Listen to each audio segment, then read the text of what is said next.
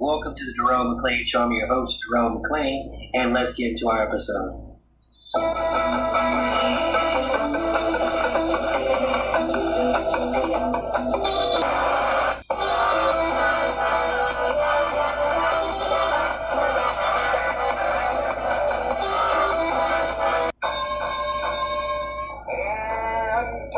Intelligentsia, the endem of sarcasm, the nutty professor, to your whack-ass marmalade. It's T-Bone from T-Bone and Chick Brew in the Morning. Now available in podcast format. Simply search for the T-Bone and Chick Brew podcast, available wherever fine podcasts are sold. The idea that if you build a wall, jobs are coming back for real, does anybody understand economics at all? Do you actually think that, the nation's capitalists are sitting around just waiting? They're like, holy, I hope they don't figure out that they could just build a wall. Do you actually think the capitalists are like, we've got them, we've been screwing them for years, we haven't been paying them right, we've been, not giving them benefits, but if they build that wall, we're going to have to give them all a raise. Really? Do you think that's how it works? You build a wall and then all of a sudden the jobs come back? No, the wall doesn't stop capital from moving. Neither does a tweet, by the way. An angry tweet doesn't actually cause a company to change its plans. If you think that an angry tweet makes a multinational corporation decide, oh, holy hell, well, he's mad at me on Twitter, so I guess we'll just keep the jobs here. You know nothing about economics at all. Right? A tweet's not going to change. Neither is a wall going to change capital mobilization. Capital's always going to be free to cross borders. Goods are always going to be free to cross borders in search of the highest price, capital in search of the highest return. The only thing a wall does is chain labor to its country of origin. And if you have a policy that chains labor to its country of origin but allows capital to move wherever the hell it wants, so I can still move my company south of the border, I can still move to Sri Lanka to take advantage of less labor protection, environmental protection, etc.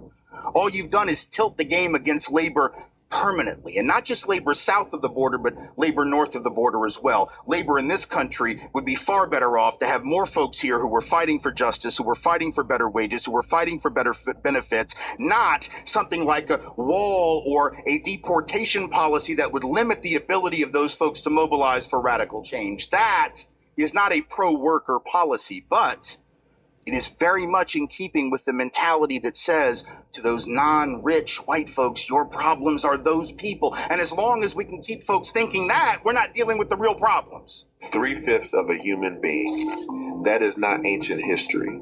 That is the math still built into the system that put Donald Trump in the White House. What Tim Wise is about to say next got him called one of the most dangerous speakers in America. He is going to call Trump a walking, talking, breathing opioid for white people. He is going to take apart stop and frisk with actual numbers. 4.5 million stops. 97% of people had not done a single thing. He is going to expose a leaked audio tape where a top Republican strategist admitted they replaced the N-word with states' rights and welfare to keep winning elections. He is going to prove with government crime data that everything Trump said about black communities was a lie. Subscribe and turn on notifications. This is a speech they tried to keep buried. Watch this. As long as we can keep people focused on that, see, that's the divide and conquer mentality that has existed for generations. There is nothing new about it, and we've been falling for it for hundreds of years to our own detriment.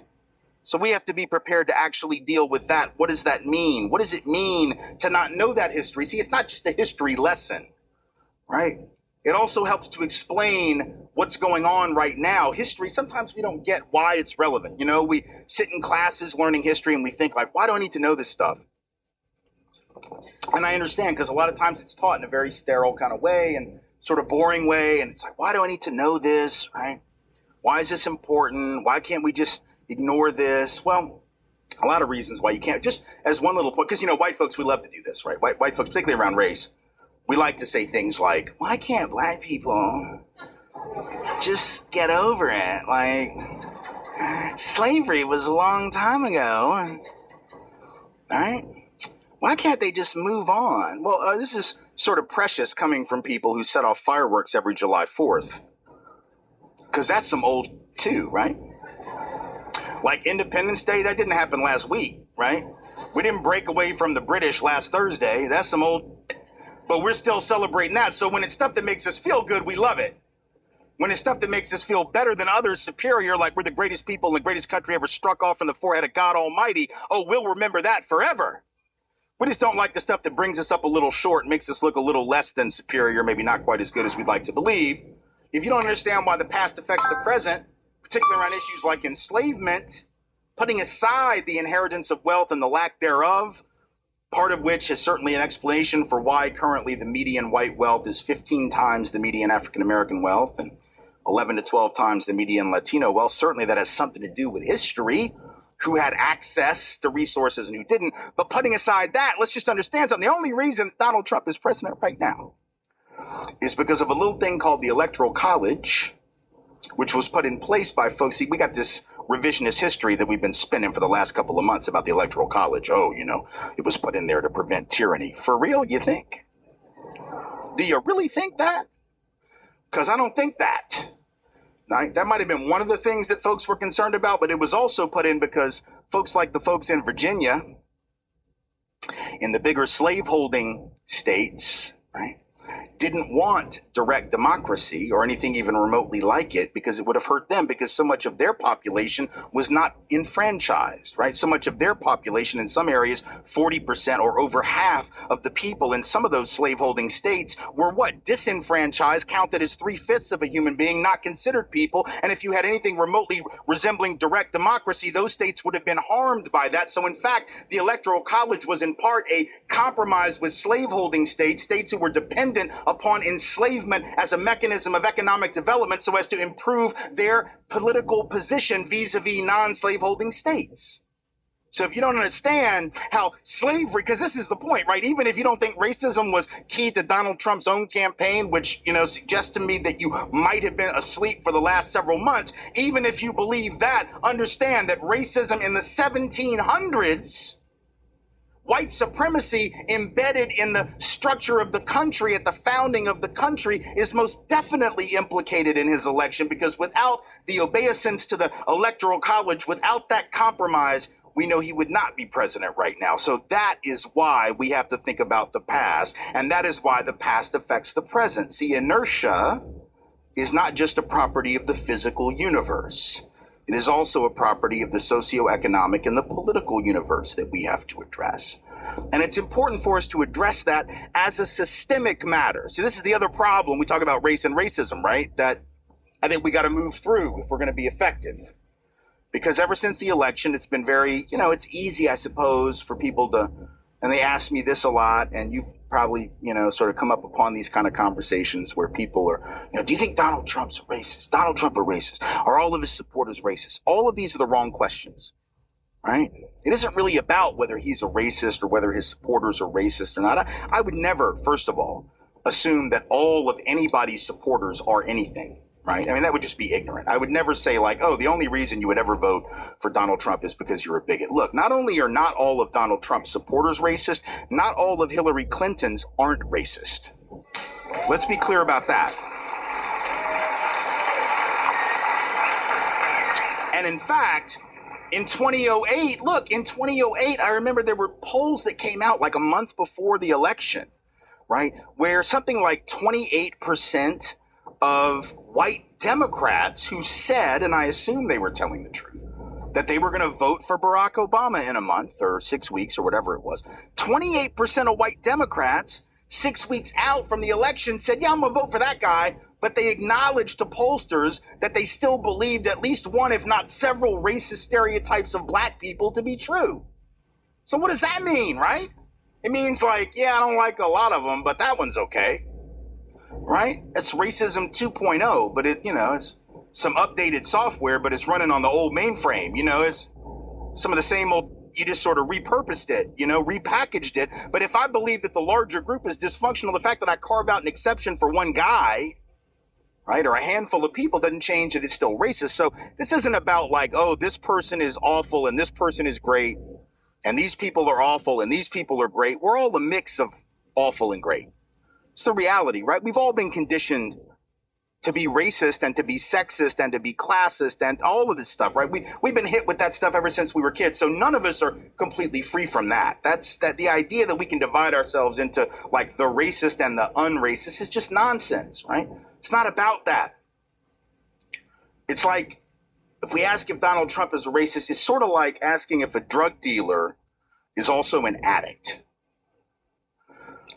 I don't know. And I don't care. Right?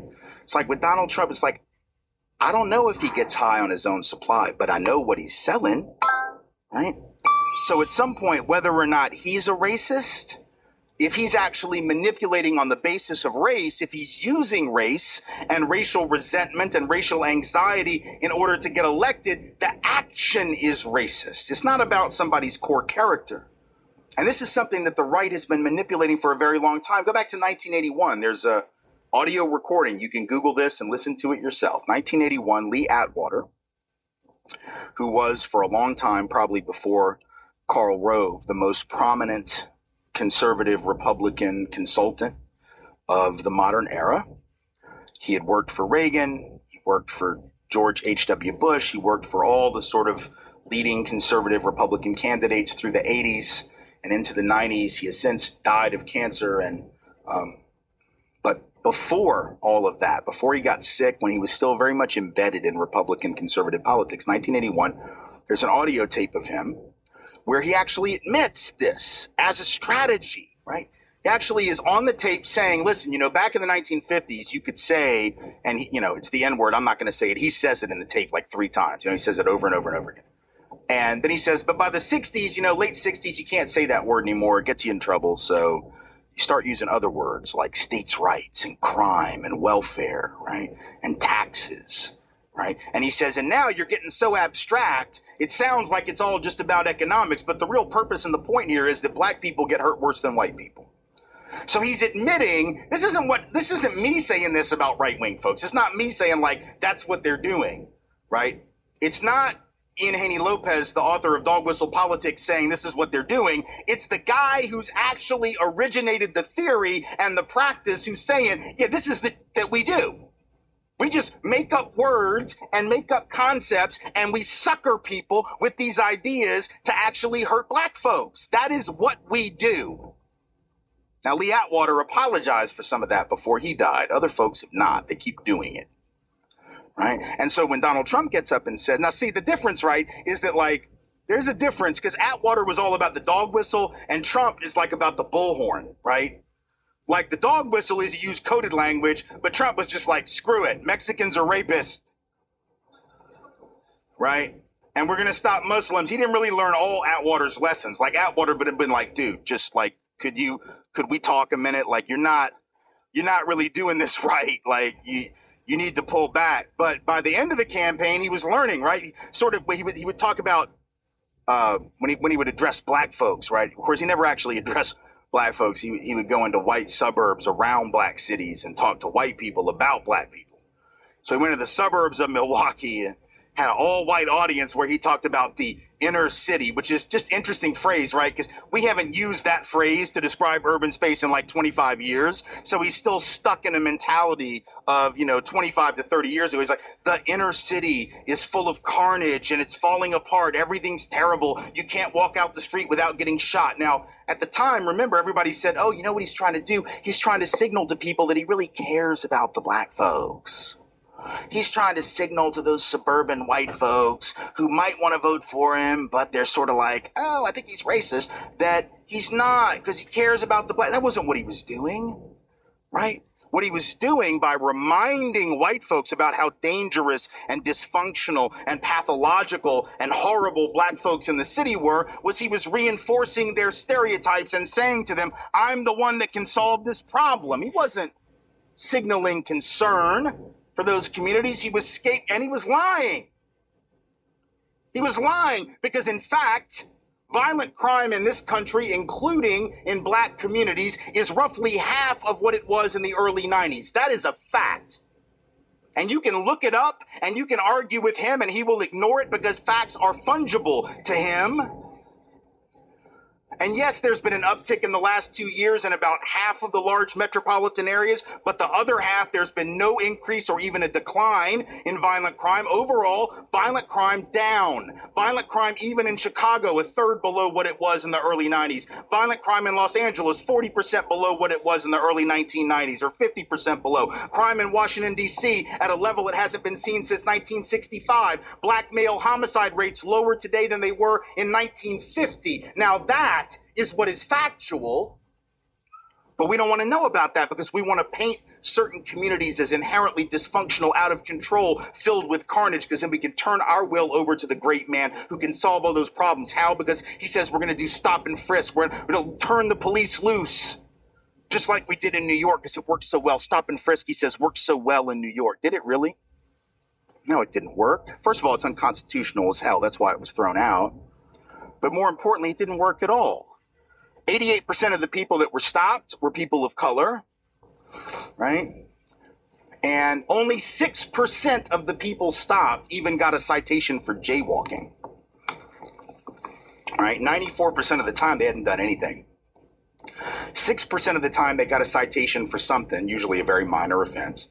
Half of those got thrown out in court because there wasn't enough evidence to sustain the charge. So ultimately, 97% of the people stopped, and we're talking millions of people over a 14, 15-year period, hadn't done anything. But Donald Trump says it worked fabulously. Now, that fabulous is too big a word. He said it worked wonderfully. It was awesome. It was amazing. It was great. It was fantastic. It was the best. I mean, there's a thesaurus. It has other words. I'm sure there's one in the Oval Office. Right?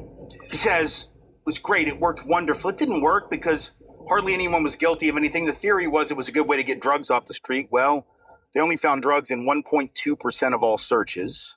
It's not very effective. They actually found drugs more often on the white folks they searched than the black and brown folks they searched. So in other words, the hit rates were better when you stopped white people, but they kept stopping black and brown folks disproportionately. So that's some pretty crime control, right? Tells you that the war on drugs ain't about drugs, right? But actually we know that, right? Like, I know that because the war on drugs was about drugs. I don't know who'd be giving this talk to you, but sure as hell wouldn't be me. Because I don't think they let you Skype that in from prison. And I can tell you this now because the statute of limitations has expired and they can't touch me, but... Right? Oh, Jesus, don't applaud that. Like, what is that? Like, oh, white privilege, drug use, awesome. I'm going to go get high tonight. Don't applaud that. That's horrible. I mean, it's a laugh line. It's not an applause line. Jesus. Right? But it's true. Right? So 1.2% of the time they found drugs, not a very good anti-drug strategy.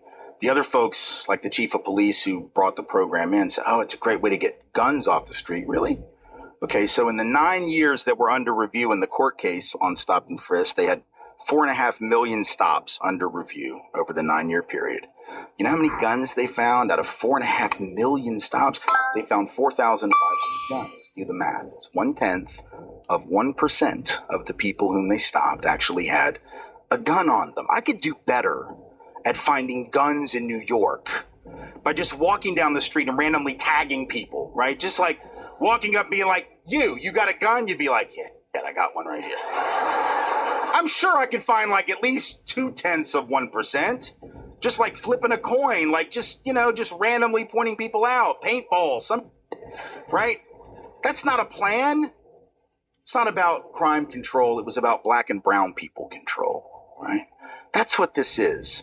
So we have an individual who, whether or not he is racist isn't the question. It's about whether or not the policies, the practices, the procedures, the systems that he would put in place would further racism. That's the issue. It isn't about personal stuff, right? It's about systemic stuff.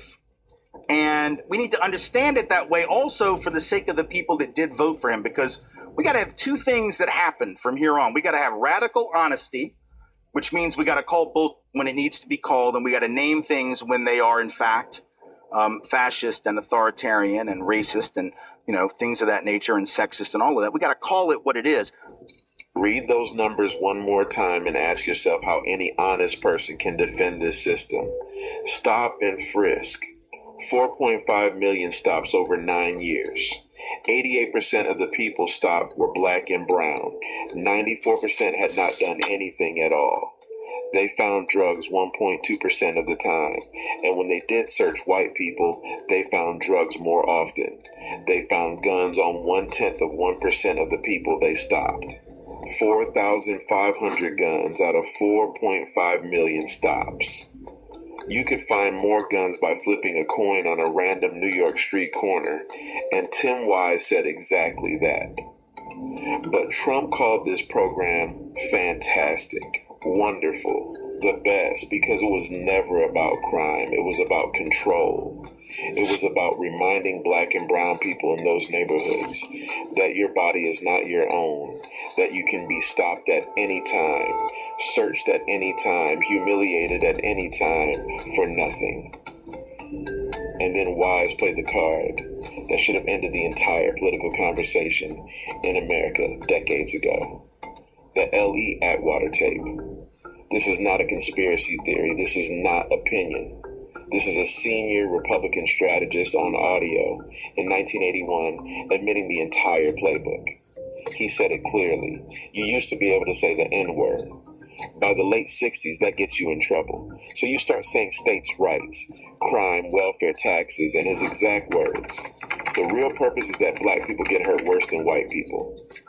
That tape has been public for over 40 years. The strategy has not changed. The only thing that changed is Trump stopped using the code words. He went from dog whistle to bullhorn. Mexicans are rapists. Ban the Muslims. Inner city carnage. He did not update the playbook. He just stopped hiding it.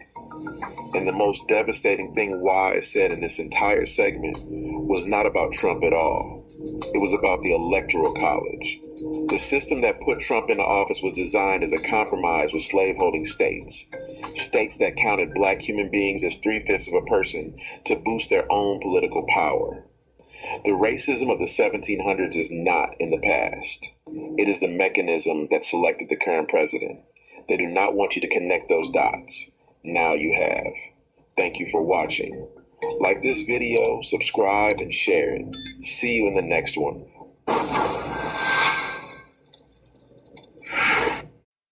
Thank you for listening to today's episode. Of course, if you want to support the show, you can do so by going to www.patreon.com and getting a membership for as little as $3 a month. Again, that's www.patreon.com/The Jerome McClain Show.